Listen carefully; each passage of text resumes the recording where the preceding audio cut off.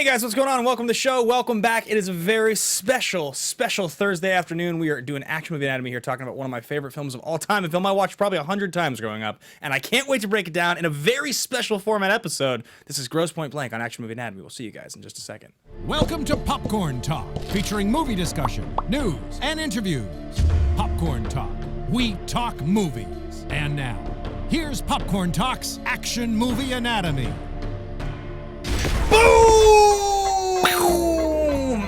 Double wielding. Yes. This movie is full of double wielding. Yes, it really is. Hot and heavy action movie, this one.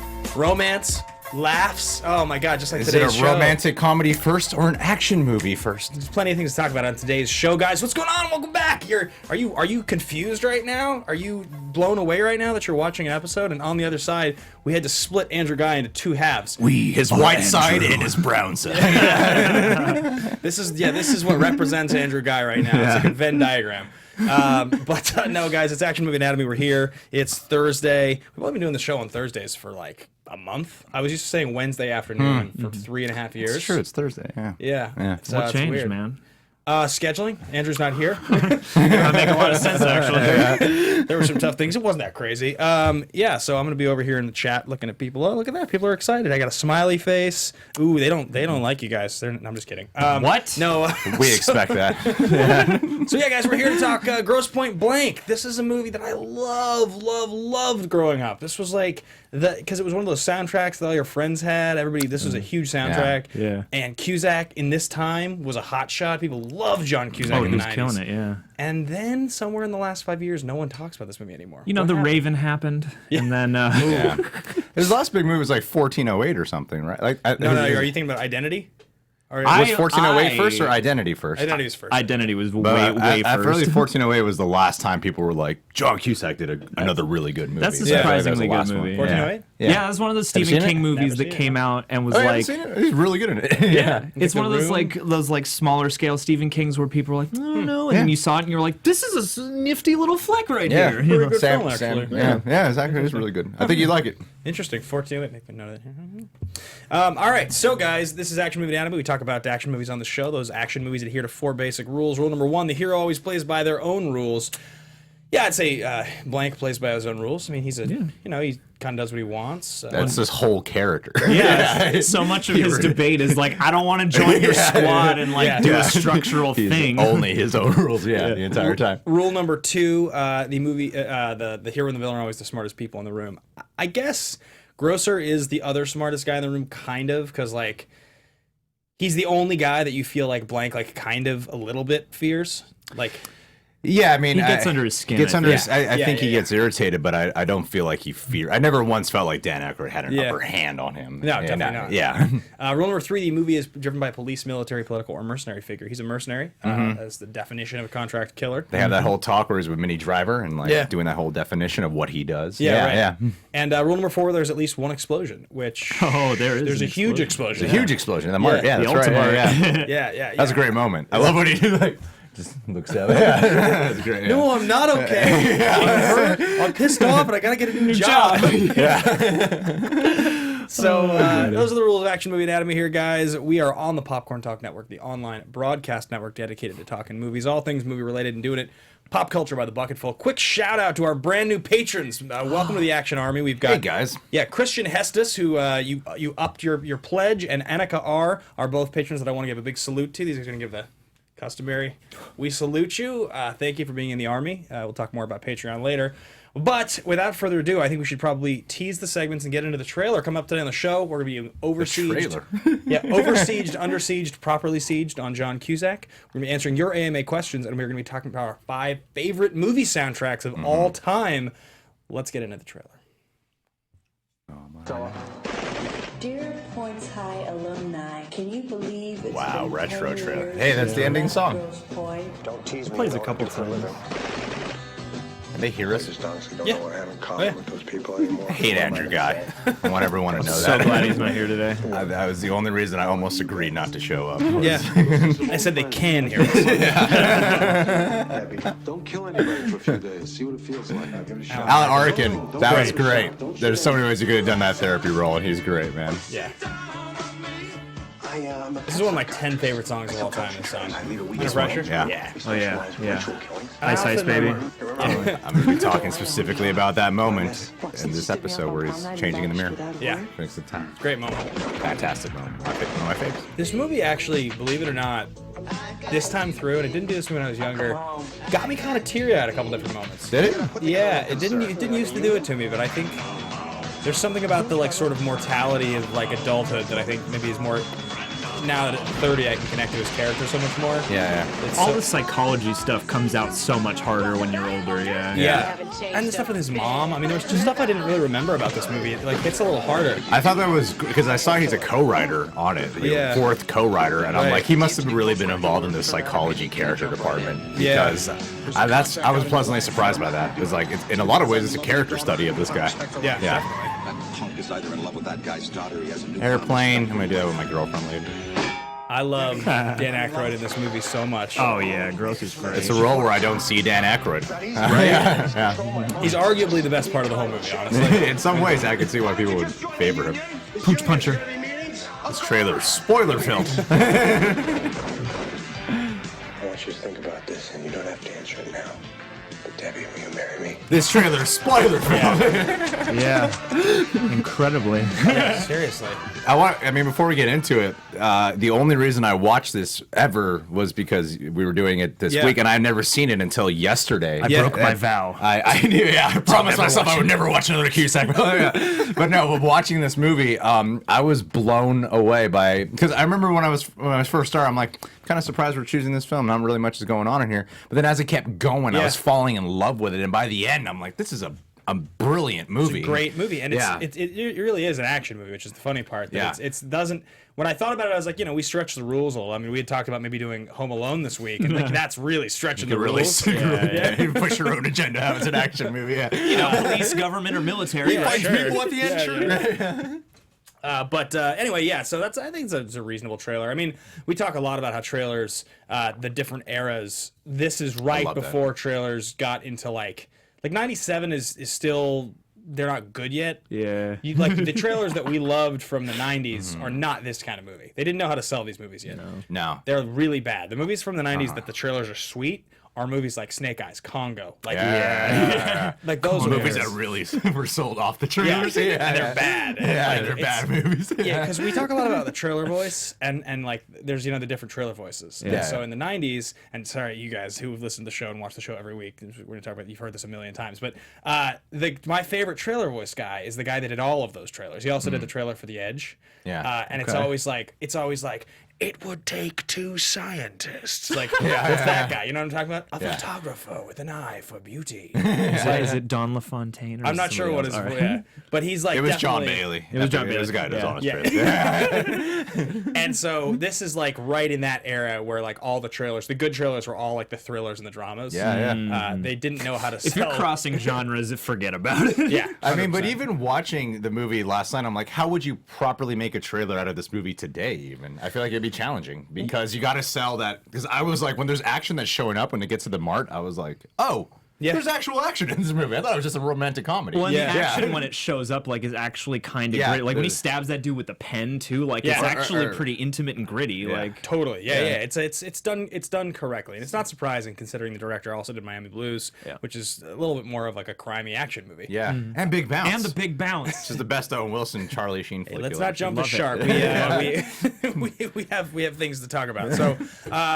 So we are going to talk about our thesis statements here, guys. If you want to follow along in the conversation and you want to know what these guys are, who they are, I didn't properly introduce What them. we are. There are fill-in hosts today, but they are also incredibly famous on the internet for talking about movies. We're part of the team action division now, Yeah, so that's we're forcing ourselves in that Schmoes Know with the real We are your leaders. faction. Yeah. So we got John Humphrey and Greg Alba. Yes. Humphrey Just or Humphreys? single clap Just for the Ben. one, just the singular Humphrey. Yeah, Yeah. knocked out of the park, I know. Just Thank Ben you over for there. asking. Where can the folks find you if they guys want to follow along on Twitter? You just go outside. We'll be there. Yeah. Go to North Hollywood. Terrific. Yeah. We are The Real Rejects on Twitter and Facebook, at Real Rejects on Instagram, and then I am John Humphrey, wherever books are sold. And Greg Alba on Instagram and Twitter. And we're also on Patreon and stuff like that, so you can find us all over the internet. So let's get into thesis statements. So guys, thesis statement is your biggest, boldest thought about the film. It's if you're having the conversation about the movie, it's that thing that comes up where you're like, this is the thing about this movie. Yeah. And when you talk about it at a party, this is your drop the mic moment. You say it and you look at the person and you're like, I made the point. Now I'm leaving. Okay. Yeah. All right. I mean, in a much less dickhead way. Wow, that's. I'm like, maybe I should have rewritten my thesis. I'm going to drop this mic right when I'm done. Yeah, exactly. And it should never be like, this is my favorite John Cusack movie. It should be the best, the greatest, the first, the last, the only, something like that. You know, it's very, very factual. So I'm going to jump in first because Yes, please. it kind of relates to what we were talking about. With people don't talk about this movie anymore. This is the best John Cusack movie. Oh, I think you might be right about that. Growing up, I wouldn't have said so. I would have probably put this in a category alongside Say Anything, High Fidelity, Better Off Dead, several of the others that were really good. And as life and time has gone on, Say Anything is fun. It's like a campy romance movie. It doesn't stand out more than the other movies from that time period in the same genre. I think High Fidelity is great, but it's way, way, way more of like a predictable, like easy to make movie. And I feel like when people look back on High Fidelity, a lot of people always talk about Jack Black in that movie over John Cusack, actually. Great movie. This movie succeeds so much though. And like when I watched it this time, I was just like, wow, talk about a movie that's aged well. Like this is 3 years after Pulp Fiction, and I feel like this has aged every bit as well. Yeah. Just like a 90s I didn't even crime think movie. about it. There's time, direct Yeah. inspiration. I think there's actual inspiration from the Hitman side of Pulp Fiction. They even have a Totally. cardboard cutout of Sam Jackson and Uma Thurman in the Mart at one Yeah, point. they do. Yeah. It's just such a tonally making movies like this nowadays is so difficult to get studios to do. They don't That's make part these of my movies. thesis. Dave. Yeah. Well, so jump in. What do you got? I mean, I just kind of went I think my thesis statement is not as intense as your guys's. So can I go first?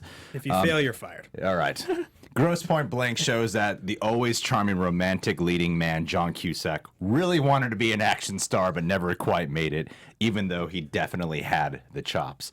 Because there's some stuff in here that I don't think a lot of people notice, but the foreign guy is actually his kickboxing instructor. His name's Benny the Jet. He's a famous martial arts legend. Like the second I saw him, I'm like, oh, Benny the Jet. And I've seen him in Hong Kong films. One of the best fight scenes I've ever seen is Benny the Jet and Jackie Chan. It's an intense fight, and it won like awards in Hong Kong.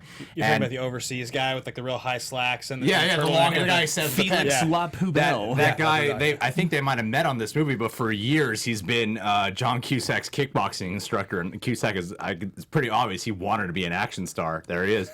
He wanted to be an action star, but he never quite got there. Even though I felt this movie showcases he could have because what I loved about it was you bring up High Fidelity and Say Anything. Romantic leading man. Yeah. And then here he managed to bring those elements that we love about him, but also showcase this guy could be a fucking action star, man. So like he was. I would always have said that Cusack was like, he was never quite the same lead level as like in their prime Nick Cage, Bruce Willis, like Gibson. Yeah. He's got more of an everyman. But I feel like thing than those guys. today it would have worked. Like maybe. Yeah. Because we don't get too many action and like we got like maybe Jason Statham and The Rock, but you see so many actors now who get trained to be action stars. You know. Yeah, it's like to me it feels like if you were looking in that time, I would have called all of those guys A-list, but I would have called Cusack like the bottom end of like opening a movie A-list, and I would have called him like like still A-list, but like he can't open a movie. He's not going to be able to play Cameron Poe, but he can play the cop. Like that's the best he's going to get, you know, in that time, right? Like if he probably looks at Cage in that movie to your thesis and is like, God, why can't I be Cameron Poe? And Cage is like, sorry, man, I got the role. Like Nick, sorry man, I got the role, baby. Dear Janie, Mrs. Letter still finds you attending the first grade. I'm kind of hoping for like a John Cusack late career, like Liam Neeson style reinvention, where he's just killing half of Europe. Nope. He's the Chevy Chase of romantic comedies. I interviewed Cusack a few years ago on this network actually for a movie called Chirac. It was a Spike Lee movie. Yeah. Now we're gonna make fun of him a bunch. And like he wasn't the worst. I think before I've said he's the worst. The worst is actually like I've interviewed people that are the worst. He wasn't the worst. He just was like uninterested and didn't really want to answer my questions in any kind of interesting way. Like I distinctly remember asking some of the questions and it was like, I was like, you've acted in this film with Oscar-winning director, Oscar-winning actors. He's in there with Angela Bassett and Spike Lee and all these. I was like, take me back 30 years to or 20 years to another film filled with Oscar winners. You know, Steve Buscemi and John Malkovich and Nick Cage and all these guys. You know, talked about Con Air, and he's like, it's just a different animal. And I was like, great, thank you. Thank you. And I was like, you know, it's been 30 years since the John Hughes run. You know, in those days, you became an icon in those times. Is there anybody young who's kind of doing something similar? You've got your eye on to be the next guy. And he was like, I don't really watch a lot of young actors. Like, it was just like, got it. Okay, we're just gonna not really. This isn't very much fun. Like, I was like, you were like a hero of mine. Oh yeah, that's got to be a drag. That's the bummer. I mean, I love the guy, and this is one of my favorite movies. I think on Twitter he's a very opinionated guy. Yeah, That's my main impression of him these days. Is just John Cusack cares about politics. Yeah, he's a very intense Twitter guy. Yeah, and whatever. Sure. I mean, you know, you work for 30, 40 years. Like, I can't hold it against him. Because, like, my whole thing when people talk about meeting celebrities, they're like, oh, he was an ass. Is like, you met somebody for 3 minutes once in your life. Yeah. You've don't been know. an asshole before, too. Yeah. Like, it doesn't mean that, just don't know. He's just in a bad mood that day. I don't know. Yeah. But anyway, that was my experience with it. So, I don't disagree with you. I think he could have totally been an action guy. So, Humphrey, what do you got? All right, here we go. In my opinion, Grosse Point Blank is a perfect genre smoothie that exemplifies the magic that can happen down at the crossroads of cinema, or at least the magic that used to happen back when Hollywood still cared to fund movies like this one. Grosse Point Blank offers us a witty, personal take on a hitman story, crossed with a thoughtful, romantic character comedy, jam-packed with razor-sharp dialogue delivered by a capable, colorful cast, and some pretty solid action to boot. They don't really make him like this anymore, especially for John Cusack, but that's all right because Grosse Point Blank truly is timeless. It is, and it's so interesting you bring up the point that I was kind of alluding to, which is, you think about wanting to write a movie. I know you guys are both interested in movie making. I know you both you actually do content. I've seen you guys like film sketches and actually edit stuff. So like you know what it takes to write story. A little bit at least. Yeah, and like We've made movies, but no. You should see our released a feature. film last year. Well, we have something much bigger than the channel. And like I was thinking about this because Drew and I have been talking about writing a movie. So this is probably news we're breaking actually on the show for the first time. We've been talking about this for a while now, and Wait, you're breaking this news while Drew's away? I'm not going to get too much into it. We've just been talking for a while that we've covered so many movies in this genre now. It would be hard to imagine if we sat down with a character we liked, we wouldn't be able to come up with something at least entertaining. Yeah. Like we just know it so well. And so I was thinking about this because I had this whole. Are you guys football fans at all? I wish. I don't get to watch a lot, but I know some I wish stuff. I could participate in this conversation. There's a quarterback named Ryan Fitzpatrick who's like he's not very good. He's been playing for a long time. Anyway, long story short, he came out after like playing a backup role the last couple of weeks, and he won a bunch of games in a row and threw for tons of touchdowns. And he's like 34, and he has a beard. Which team is this? The Bucks. The Bucks. The Buccaneers. Okay. And he came out after his second win in this like ridiculous. He looked like Conor McGregor. He's like normally he went to Harvard. He's normally very buttoned up. He's wearing like double gold chains, open chested shirt, aviators, the big beard. And I looked at it and I was like, that's my character. I was like, that's the guy I want to write a story about. And so I started talking to Drew about this. And anyway, long story short, I was like, I want to be able to make a movie that's like an action comedy. I want like some, Boogie Nights is like my favorite movie ever. So I want like something dark and dramatic, but that's also funny. Yeah. And you can't get those made.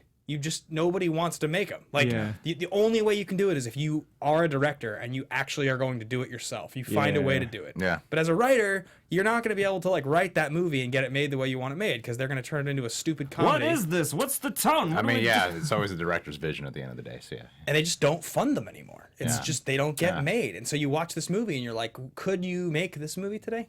Would it be possible? If you had that right director who could push it through. Like it might sound like the most generic choice in the world, but when I think about a movie that so seamlessly blends and honors a great rom-com and also a great action movie, Edgar Wright is the first person that comes to mind for me because he, like when I think of like Shaun of the Dead of blending a rom-com with a zombie film, That's I'm like, the tagline of the film. like, I mean, Baby Driver is not a movie that you could pitch. You can't write that script and sell that to a studio. Make this. Go get a director to make this. Like, no fucking way. Yeah. So yeah, obviously those guys, those are the visionaries. And that's a true rom-com auteurs. action movie, and well, it's more of an action movie. Yeah. But I feel like that's what most impressed me about it here was the rom-com here didn't feel forced at all. It was like so seamless. It's like feels like it's the point. It feels of the like movie. it's a romantic comedy. Yeah. that just happens to have action in it too. With this intrusive situation at hand. Yeah, I mean, I don't really know what genre of movie this properly is. Like, is it a rom-com? Is it an action movie? Which one's the secondary genre? You know, that's the question. Yeah. So we're gonna get into the next part of our show here, guys, and this is fist pump moment. It's that moment you're watching the movie, you kind of look around, you're like, "Are you seeing this right now? I'm so excited! I get to watch this rest of the movie." Or call your buddy and like, "Dude, have you seen Grosse Point Blank recently? Because if you haven't, this is the scene. Go turn it on right now. So it's on YouTube. It's on YouTube." And this movie has a lot of them for me. Yeah. It doesn't I have have too many. Yeah. It doesn't have the action fist bump moments like, you know, we did like the raid. It's like the knife through the leg and the tear down, like those types of moments. But like this movie just has moments where you're just like, I'm so happy I'm watching this right now. Yeah, 100%. Feel good moments. You know? I think for me, the one I'll go with is I love after Grocer and Blank in the diner, they order their food.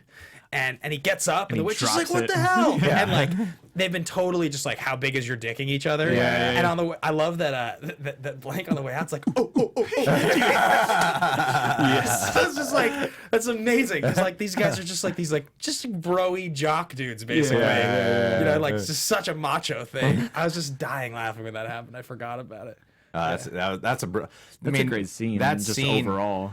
So many. I was telling you out there a little bit. Like most of my favorite comedy scenes in here are the brilliance of the performance and the writing of. There's always a conversation happening on the surface, but what I love is there's always something underneath. Whether that be John Cusack and Minnie Driver when they're first talking with each other, or all the scenes with Dan Aykroyd and John Cusack. Yeah. So it actually came pretty early for me. Came pretty okay. Whatever. It happened early for me. It's the first scene really early on when John Cusack and Dan Aykroyd see each other in person for the first time in the movie.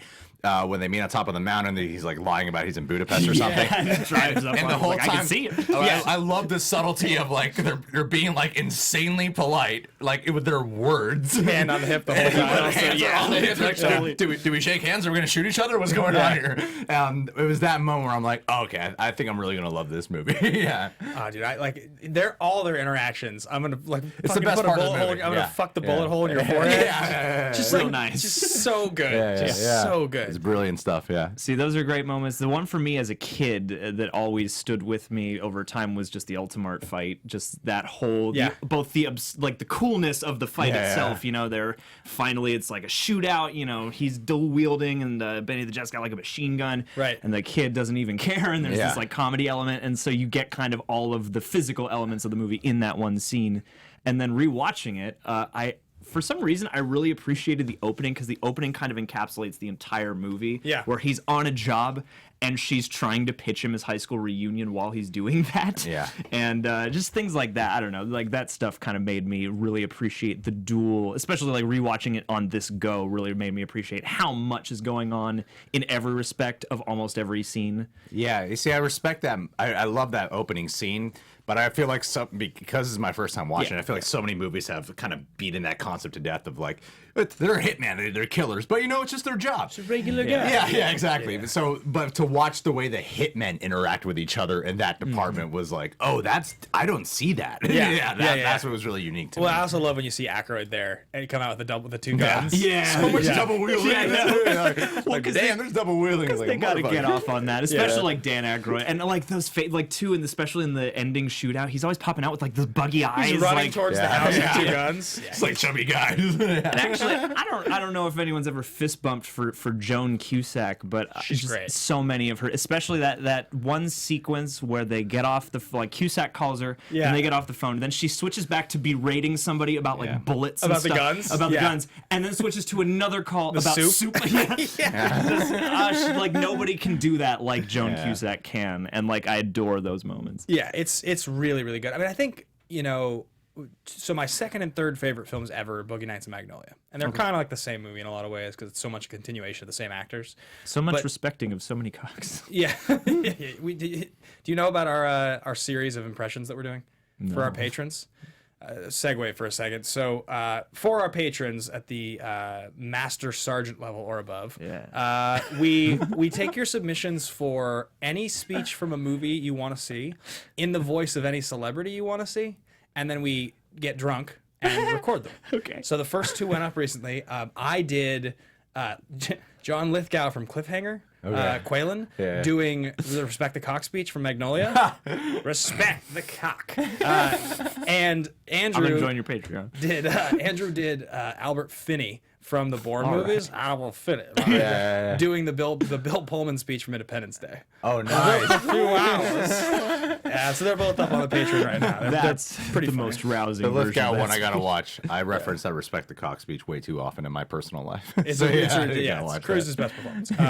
But anyway, so getting back to the initial point, which was relationships between people, which is from the P.T. Anderson movies. The thing I love about those movies so much is that every relationship births these incredible scenes, right? Like, Yeah. I love all of the relationships in Magnolia, all of them in Boogie Nights. So seeing any of the two characters together, it's like my favorite moment. Yeah. Yeah. And this movie has a lot of the same thing. Like, I really love his relationship to Minnie Driver. I love his relationship to Dan Aykroyd. I love his relationship to his therapist. Well, and Yeah. the awesome thing too is I realized on this watch as well that like if a scene is over, that is driven by John Cusack, they'll still take the time to cut back to whoever he was talking to or whatever other character to give them a moment too. Yeah. So Yeah. every character gets to be a character, even if they're not as important as Dan Aykroyd. Even or her John dad. Cusack or- Even her Yeah. dad. Even her dad, yeah. Totally. That's the Great exact moment. scene that before you brought it up. That was the exact moment I was thinking about too. Just anyone he talks to that from his past, there's like something really defined that like Yeah. Because there's so many hidden actors in here that are like, I didn't know Jeremy Piven's in this movie. I didn't know Hank Azaria's in this movie. Jenna Elfman, right? Yeah. Doesn't she have the Yeah. neck brace? Oh, is that her? Is Okay. that Yeah, Jenna yeah. Elfman? I think it is. One is it? Yeah, no, it is. the And guy with the mustache too with the poetry, isn't that Michael Abraham Cudlitz? from- Yeah, I think it is, right? Yeah. It looks alike. it's reads him Abraham the from The poem. Walking Dead. Yeah.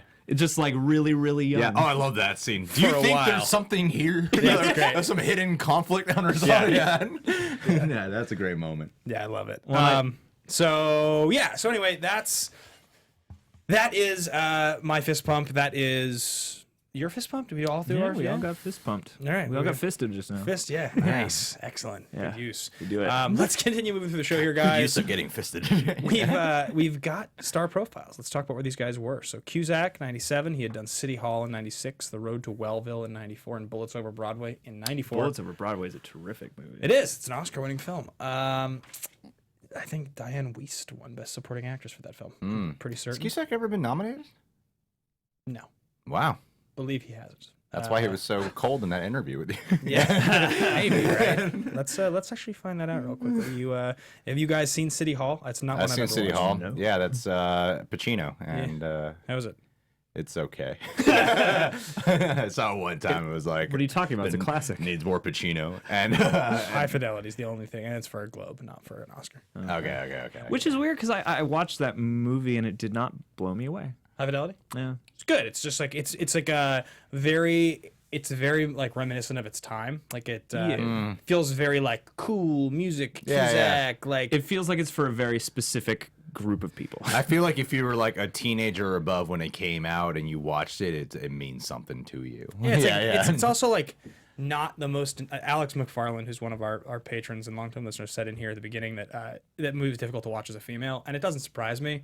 It's pretty like male, like kind of definitely, misogynistic. 100%. Just like Someone talking about his exes and stuff. yeah, these women that like their only role is to shape my existence, and it's just like that's kind of But anyway, I mean, I do love that movie. I'd have to watch it again. It's been a while, but I do remember loving both Tim Robbins and Jack Black in that film. Oh yeah. And also the babysitter from Jerry Maguire, whose name I can never remember, who's the other guy in the video store or in the music store, isn't he? The babysitter and Jerry Maguire? He's the nanny, the white bald guy who gives Cruz the tape. It's like Miles Davis or whatever. Oh, yeah. I don't remember that actor's name at all. I can't But think of his yeah, name is, That's but- the faces in my mind right now, though, yeah. So Clean. We'll just call him Mr. Clean. yeah, Mr. Clean. There you go. So City Hall, I've never watched. The Road to Wellville, Bullets Over Broadway. Now on the other side, you have Minnie Driver's earliest films, which are Sleepers, Big Night, and Goldeneye. Who is she in Goldeneye? I was Is about she in to- Goldeneye? Apparently, All right, we're getting. I remember her in Hard Rain. That's I know what exactly. Wait, I know exactly who she is in Goldeneye. We talked about this when we covered Goldeneye. She's the singer in the club when he goes to see Valentine. That's her biggest work, apparently. Wow. I don't ever recall that scene at all. Yeah. For some reason, she's the singer in the club. She's only in it for like 2 minutes at the most. And we were both like, is that Minnie Driver? Oh wow. It's weird. Yeah, Big Maybe Night. she just wanted to be in a Bond movie. Isn't she? What's her actual background? Is she British? She's Yeah. like British or Australian Yeah, or okay, something. yeah. I think, yeah. So then Big Night, which I don't know, and then Sleepers, which is the giant cast movie from the mid '90s that like isn't really particularly good. Isn't it like Brad Pitt, Robert Kevin De Niro, Bacon. Kevin Bacon, Yeah. People. Eric Bana, like Matt Damon or something. Yeah. Like, One of the other big white actors at that time. yeah, a lot of white people. A lot of white people. There were a lot of white movies in the 90s. Yeah, exactly. So that's kind of where these guys were in their careers. You know, obviously both of them had good years ahead. Minnie Driver obviously showing up the same year as this in Good Will Hunting. Oh, really? So 97 is a huge year for her. Yeah. Oh, yeah. Probably her biggest year, I would think. Dude, Good Will Hunting. She's amazing in that movie. She's good. I mean, I can't recall a movie where she was like the lead. Is she the lead in any of those movies? Like the No. main character? No. Well, she was always a great supporting role for the male lead. She was always good in that. Yeah, and then the other person up on screen here is gonna be Dan Aykroyd, and we can just sort of talk about his '90s star. Because I mean, she's the other lead, but like Aykroyd's the other famous lead at the time. Yeah. And you know, with Aykroyd, like he did a bunch of stuff in the mid '90s where he was sort of showing up as like a fun character guy. Totally. You know, as what's his name, Zelinsky, the Auto Parts King. Yeah. Tommy Boy, Yeah, which is yeah. like 2 years before this. Uh-huh. Yeah, so he was, you know, this was like his post SNL. I'm still kind of relevant. phase. Character parts. Yeah. But I personally, most of the time when I see Dan Aykroyd in a movie, I'm very much aware it's Dan Aykroyd. Yes. And especially if he writes on the movie, I'm aware. I'm like, he probably wrote that part, you know. But here, I was really surprised. I thought this would be another distracting performance from the guy, but watching him here, I was like, I really buy him. I really believe him in this role. And I agree. feel like some people might say he's the best part of the movie. I felt that way when I was watching. Like, I was just sort of like, every scene he has with Cusack's the best scene in the movie. It feels like Definitely. And he's just super funny and entertaining, and like Yeah. just kind of an asshole, but like in the best possible way. Like Perfect the as real a- life Dan Aykroyd, from what I've heard. Maybe that's part of the key to the movie's like lasting greatness, though, is that you don't only have Cusack anchoring things, you have like periodic times Yeah. where you get his, you know, center elevated by his interactions with Dan Aykroyd. You know? Yeah, I mean, I also think there's just something to be said for.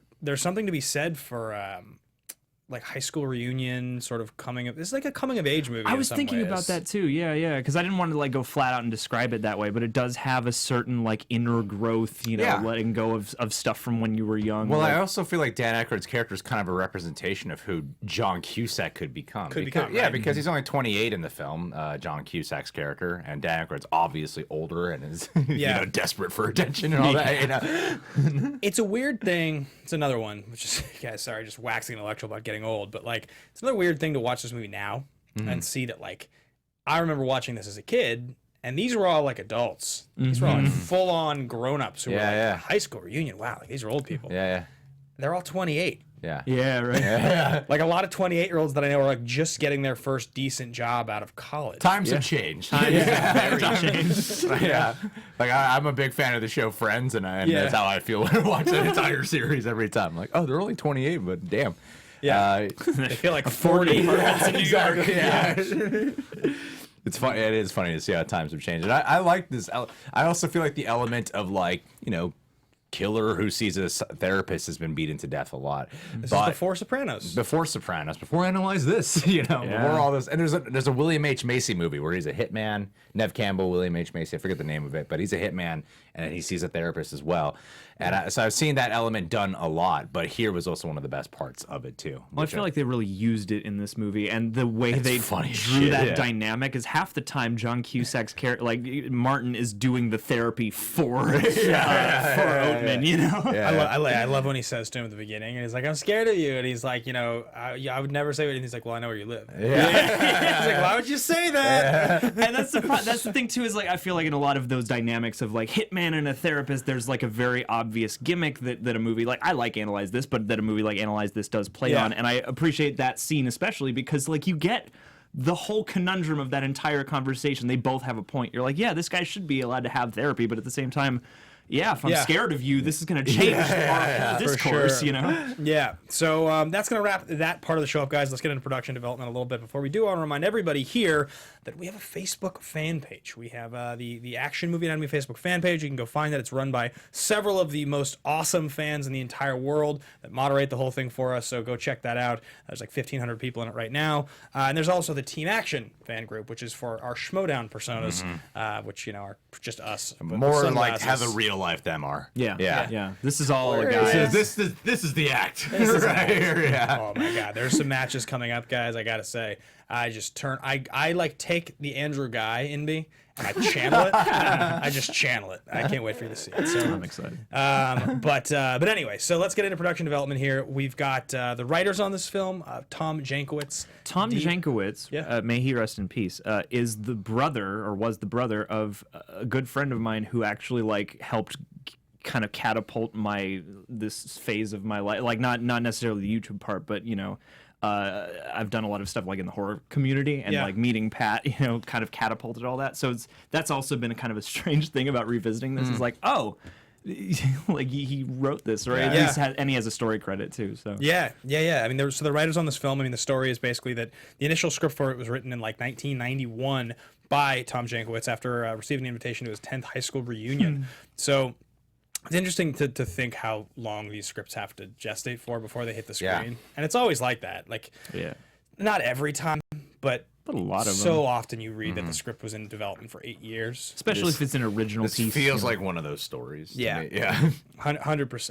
And I'm also surprised by how I'm always the most surprised when I see like more than 2 screenwriters and how well the script turns out. I know. Yeah. Well, it's crazy because like, and movies like this especially, it's just so sad that like the more times that a script like this gets touched, Yeah. the worse it usually gets. Definitely. The less, Especially today. Yeah.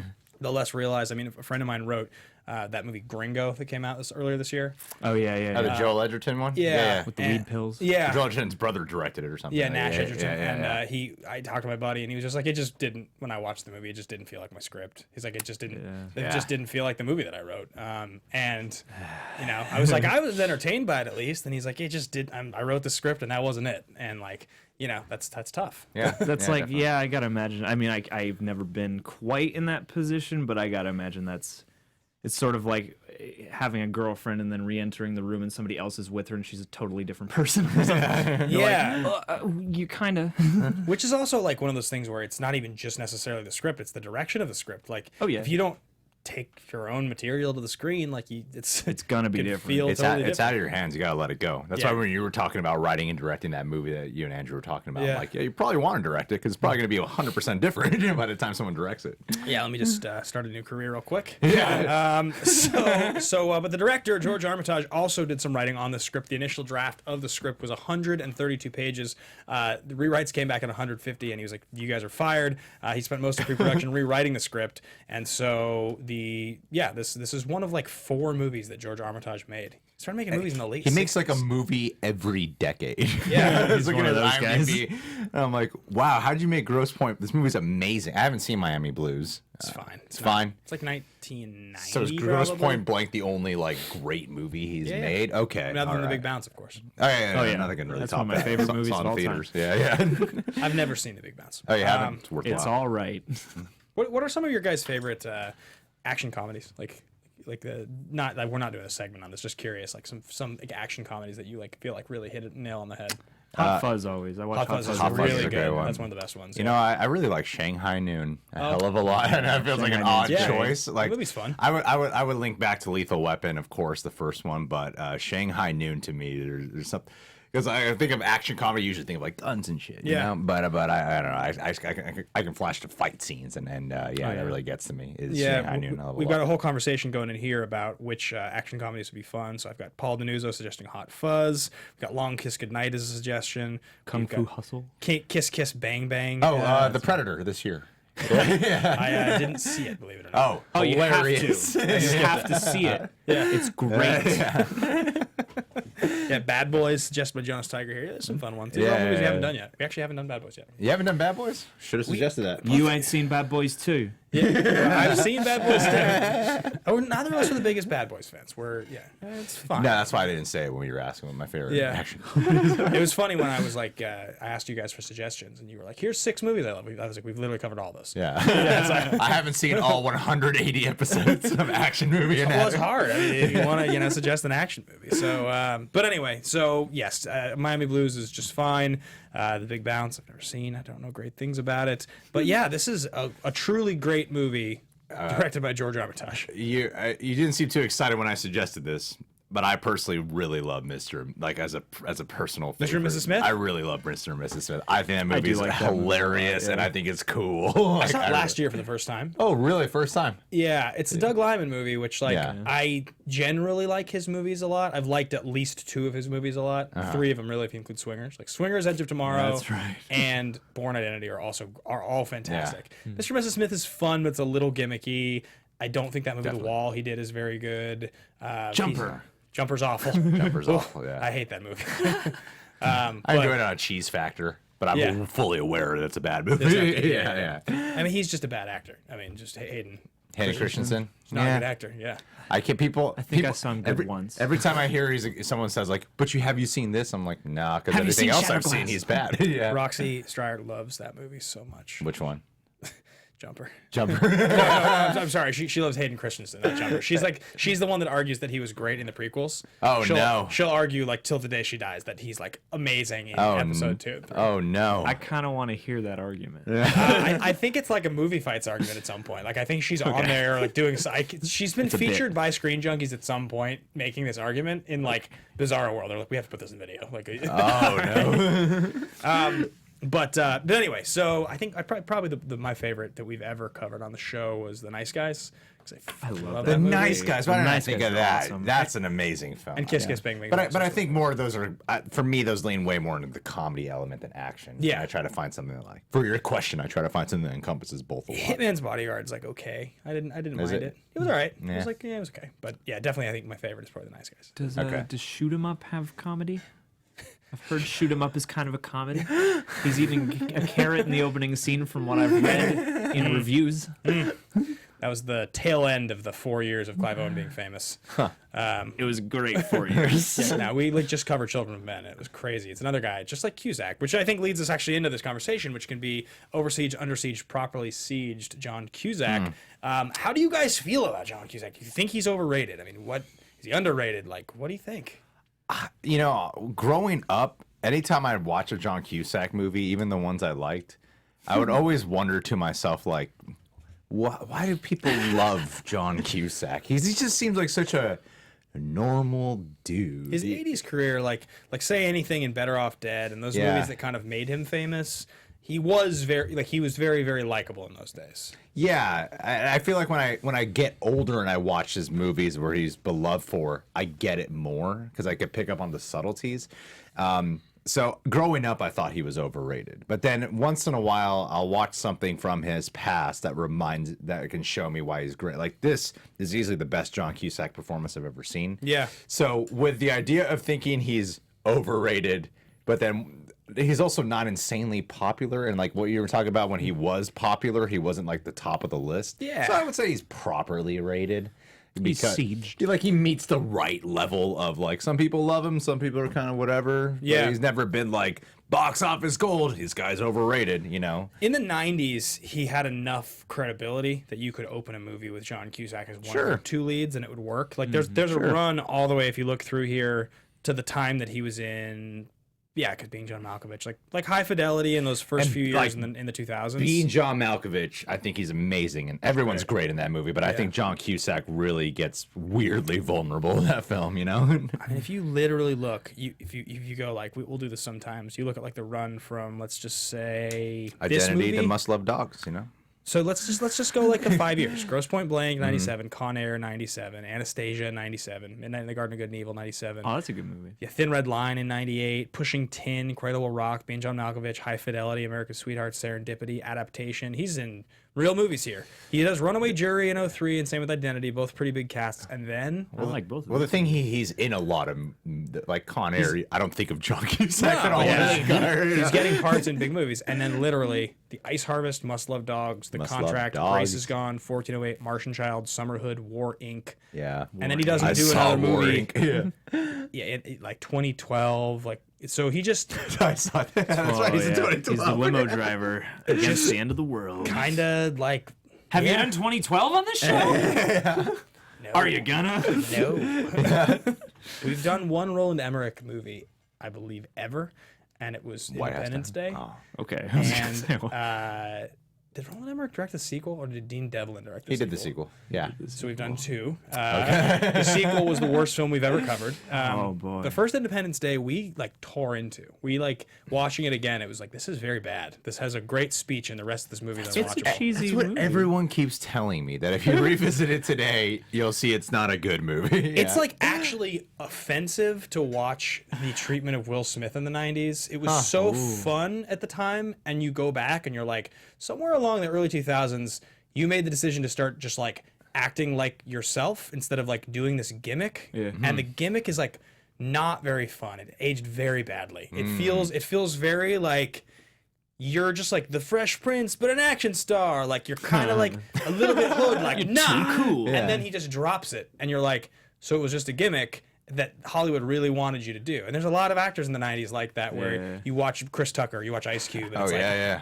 it's like execs were just like, do this like fun black guy thing, and you're like, Ice Cube, be angry. I guess like we were entertained by that in the 90s, but like as an intelligent movie fan today, you look back and it's just not good. No. Yeah. Yeah. So Well, anyway, especially with Ice Cube. I mean, I know he worked on the script for Friday, Ice Cube, but like, you Yeah. know, he'll do a serious gangster drama and then do Friday, and it's like it's the same guy in 2 different genres.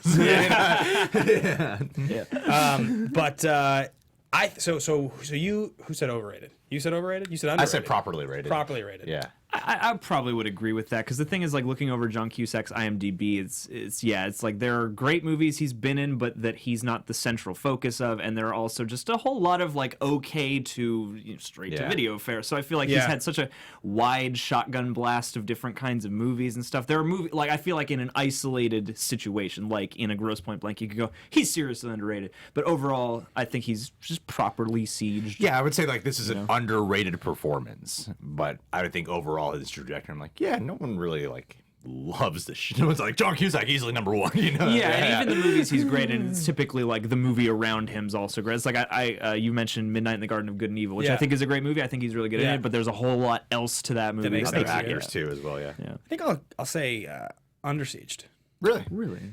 because his career fell off so hard a decade ago, and Fair. he never was nominated for an Oscar, and he doesn't have Fair. a lot of iconic movies that are John Cusack movies. He has about 3, maybe 4, right? But we mentioned them. It's like High Fidelity, This, Say Anything, Yeah. maybe Better Off Dead, or a couple of these others. Better but Off like, Dead, I would, or and Say Anything, I would he's say. got about 4 or 5, and like and so people sort of forget. That's what they remember. They a few good movies, and then because now the stuff with Twitter and like, I think people just forget that like he truly was A-list. This guy was like he was like top of the heap, like top 20 in his time for about a decade. I was working all the time. Yeah, and and not just on video. No, and he was really good in the stuff that he was good in. So I think I'd say Under Siege. I don't, just because I think his stock is so low right now. I'll meet you there, because I feel like the potential maybe got mussed a little bit. I feel like he, in an alternate universe, maybe his career soared past the 90s instead of Yeah. I feel like in the past I would say he's underrated, but we're talking today. Now. Today I'm like, no, he's pretty right in the middle for me. Yeah. Let's see here. We said we've got Zephyra says Joan Cusack is also underrated. Agreed. highly underrated. Do you? Joan Terrific. Cusack. This is a 3 Cusack movie, because Amy Cusack, the third, is in that scene where it's John Cusack and somebody else in a diner booth, and she's the drunk friend who sits down, and she's like, "Are you guys right. still together?" Yeah. Like, She looks a bit like damn. How did Joan Cusack's voice turn out that way? I don't know, but it's lovely. John Cusack is just so like calm and normal, regular dude, and then Joan Cusack is like, I'm loud. Do you guys know what classic Pixar character Joan Cusack's the voice of? Oh, she's Jessie. She's Jessie. She's Jessie. Yeah. And she's great. As, Down. she's great as Jessie. Yeah, she I is. didn't realize she's Jessie. Yeah, it touched my heart. I'm sure if I heard it again, I'd be like, because now when I hear Joan Cusack's voice, I'm like, it's Joan Cusack. Underrated. And the He second wants to go back to his precious Andy. the second she showed up, I was like, John Cusack probably produced this film. And I was Yeah. like, oh, yeah. Exactly. Yeah, she's great. Anytime she shows up in a film of his. So let's continue working through here, guys. Talk a little critical and box office. The film was released by Buena Vista. The budget was $15 $15 million, released in April of 1997. Domestically, brought in $28 million total, so probably just about broke even-ish. Oh, gosh. Didn't get released worldwide. Or at least the Armitage cut. Maybe they probably actually in those days they probably didn't spend $13 million to promote this. Yeah, I was gonna say the P&A on this couldn't have been insane. Yeah. So maybe a couple bucks, but by no means a success. You know, a modest success. Probably would have had a sequel if it had been really successful. I think in the film, I brought that right when it was done. I said that to John. I was like, "This film never had a sequel, huh?" Because it looked like it could have a sequel easily, right? Yeah. Set up like.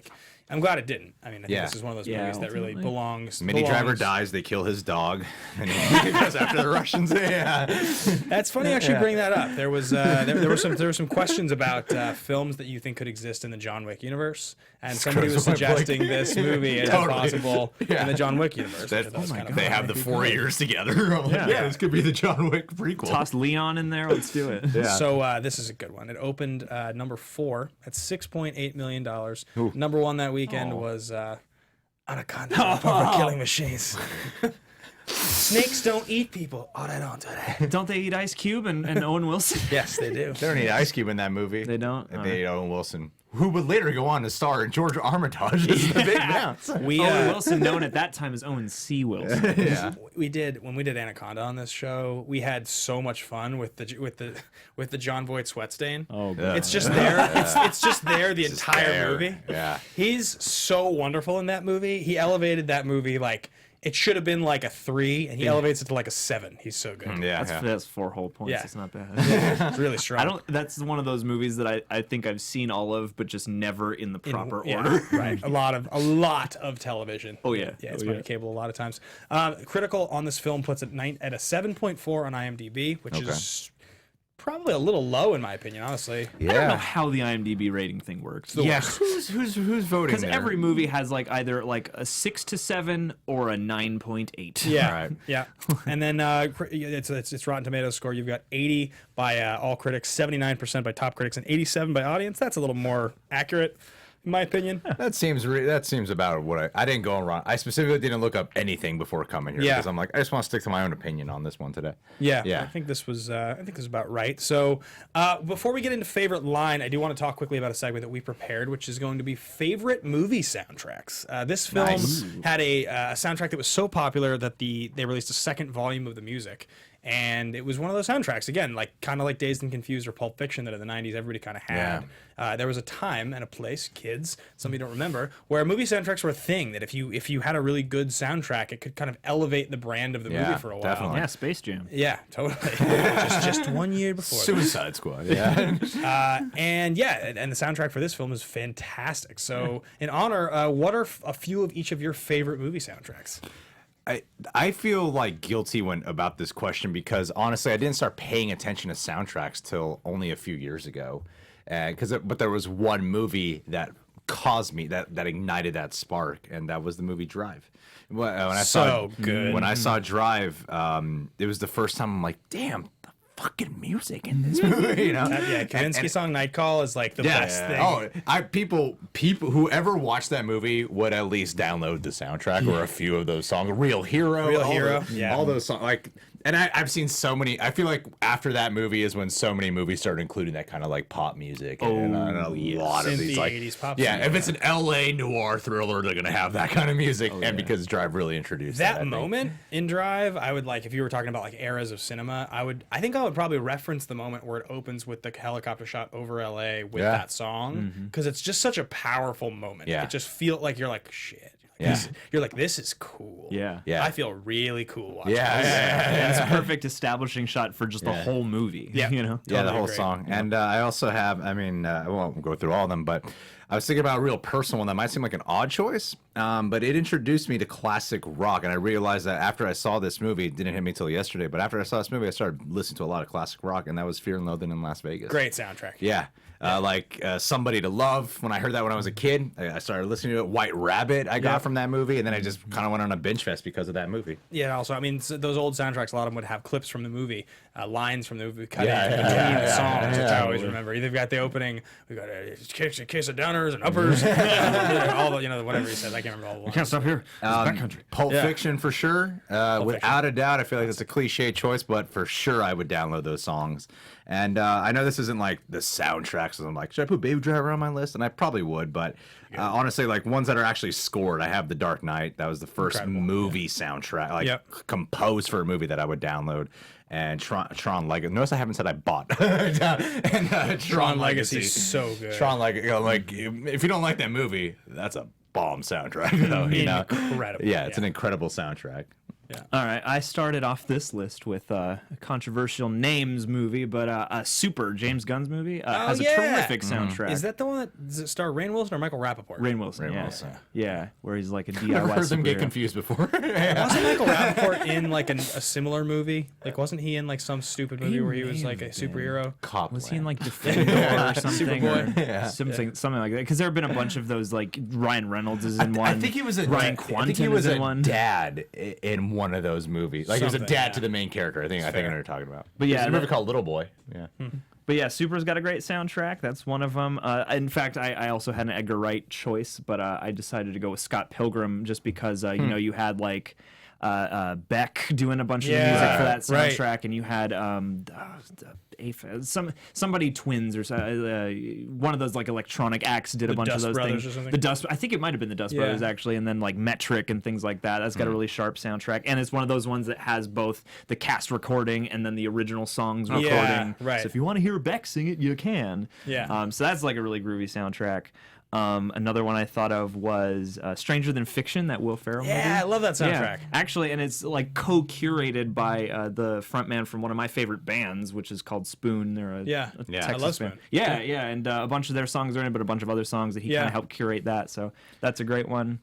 Sing Street is another movie that like never seen it. It's an Irish movie. It's about yeah. these kids starting a band. So Yeah, there's a lot of original music. It's by the guy who did Once and that Mark Ruffalo, Keira Knightley movie too, Begin Again. I don't know about music. Yeah. And I'm gonna make a late in the play switcheroo because you said Tron Legacy, and one of the ones I had jotted down on my list was Attack the Block. Yeah. Basement Jacks. That's the John Boyega movie, right? Yeah. And that score is just, it's a score, but like it's so groovy, and you can easily put it on your car and like bop to it. Like that's an awesome soundtrack. I'd definitely also say The Graduate. Yeah. I just didn't write that down, but it The just popped in Graduate my is 3 songs that play over and over again. But they're 3 very classic songs. Is that a soundtrack? Yeah, all time. For me, I would say some of my favorites. I mean, I know we're doing, actual soundtracks, but I will say my single favorite piece of movie music ever is the song "Where We're Going" from Interstellar. I've listened to the Interstellar score probably 1,000 times. That's your favorite Nolan scored movie? It's my favorite scored movie ever. Gotcha. I've listened to it so many. So that would jump on the list. Almost Famous I love because I love all of the actual songs, but I love the Stillwater songs that were written for the movie. Fever Dog and all those movies like Love Comes and Goes. Like I just love that. And that movie truly is one that when I've gone back to it, I feel that movie is like, believe it or not, underrated. Like when I go back and watch it, I'm like, this is like one of the most perfect movies of my entire life. Almost Famous? Yeah. Really? That Underrated? I saw it for the first time a couple years ago, and it was one of those movies that just like swept me up. It's a perfect film. I didn't realize it would be like underrated. Well, I just think it's like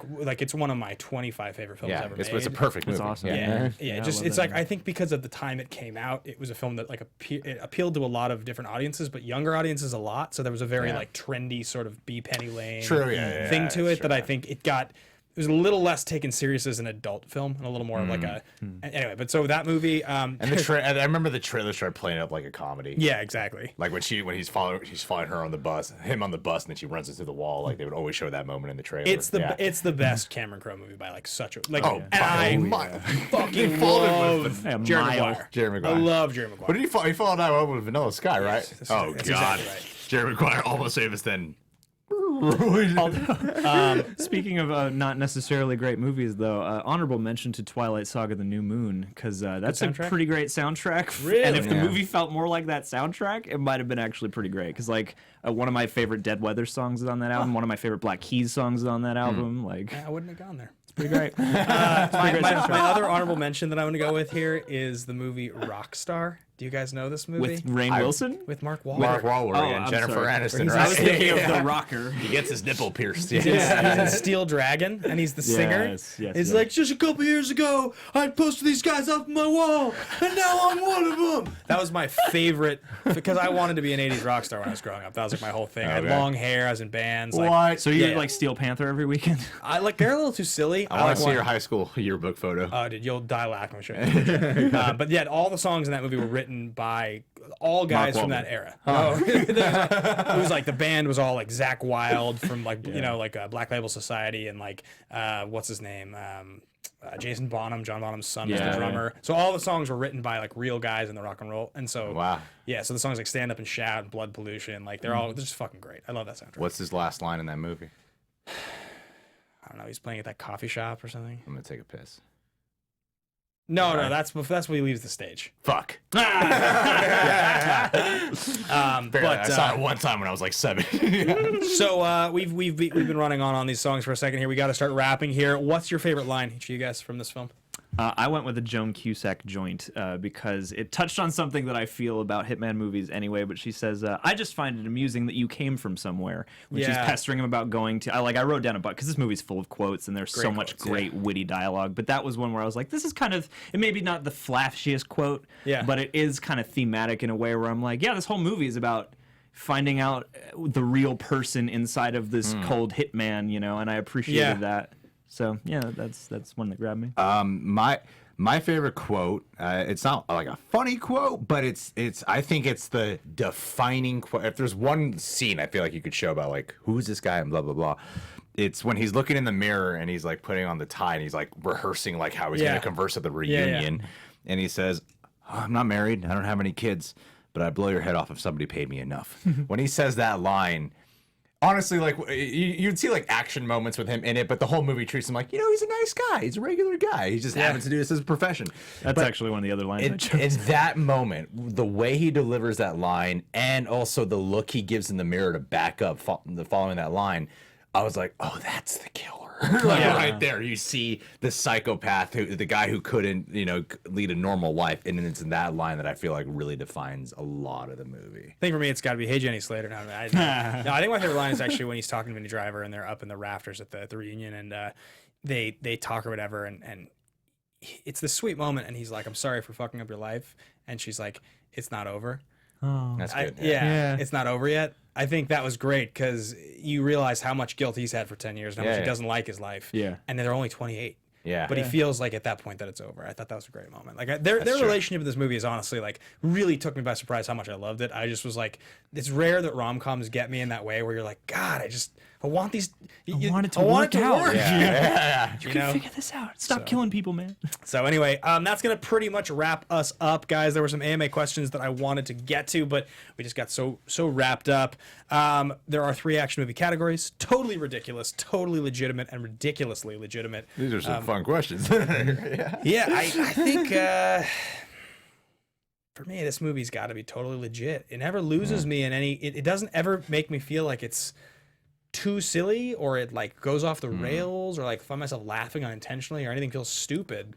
I'll meet you on a notch up. I went for a low-key legit. Okay. Because Yeah. there's an air of absurdity that underlies a lot of the humor in the movie that kind of takes it out of reality, just a smidgen for me, which Yeah. I really appreciate. It's not like a knock or anything. But Yeah. Yeah. I would say ridiculously legitimate, but, in a mellow kind of way. Sure.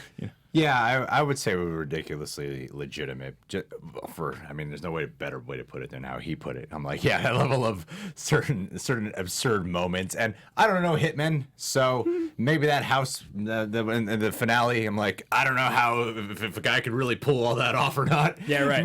But I bought it in the world that it sets up, and I feel like because of its height and tone and certain elements, that's what allowed me to believe it, and that's why I would say ridiculously legit. Yeah. Yeah. That's cool.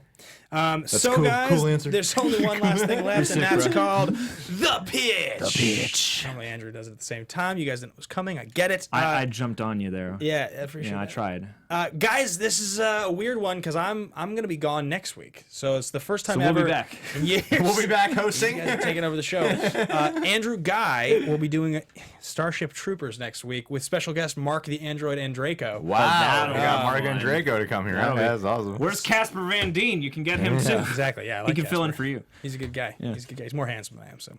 But he's not anywhere near as tall as you are. So that's going to wrap that up, guys. Thank you so much for listening. Thank you so much for watching. Be sure to check out The Real Rejects on YouTube. Check out their Patreon.